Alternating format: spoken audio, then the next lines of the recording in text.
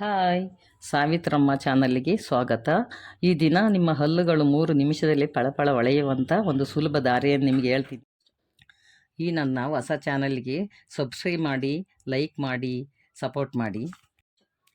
ನಮ್ಮ ಮನೆಯಲ್ಲಿರುವ ನನ್ನ 2 ವರ್ಷದ ಚಿಕ್ಕ ಮೊಮ್ಮಗಳಿಂದ ಹಿಡಿದು ನಮ್ಮ ಹಸ್ಬೆಂಡಿಗೆ 70 ವರ್ಷ, ನಮ್ಮ ತಾಯಿಗೆ 90 ವರ್ಷ, ಇವರೆಲ್ಲ ಹಲ್ಲುಗಳು ಗಟ್ಟುಮುಟ್ಟಾಗಿ ಪಳಪಳ ಅಂತ ಹೊಳೆಯುತ್ತಾ ಇದೆ ಫ್ರೆಂಡ್ಸ್.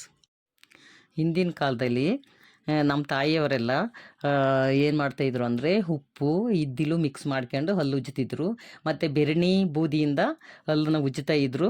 ಇದರಿಂದ ಹಲ್ಲುಗಳೇನೋ ಪಳಪಳ ಅಂತ ಹೊಳಿತಿತ್ತು. ಆದರೆ ಹೊಸಡುಗಳು ಮತ್ತು ಅದರಲ್ಲಿರ್ತಕ್ಕಂಥ ಗಮ್ಸ್ ಮತ್ತು ಎನಿಮಲ್ ಇದೆಲ್ಲ ಹಾಳಾಗ್ತಾ ಇತ್ತು. ಅದಕ್ಕೋಸ್ಕರ ಅದನ್ನು ಉಜ್ಜಬೇಡಿ ಅಂತ ಹೇಳಿ ನಮ್ಮ ತಾಯಿಗೆ ನಾವೇನು ಮಾಡಿದ್ವಿ, ಬೇವಿನ ಕಡ್ಡಿ, ಹೊಂಗೆ ಕಡ್ಡಿ ಮತ್ತು ಕರಿಬೇವಿನ ಕಡ್ಡಿಲಿ ಹಲ್ಲನ್ನ ಉಜ್ಜಿಸ್ತಾ ಇದ್ದೇವೆ.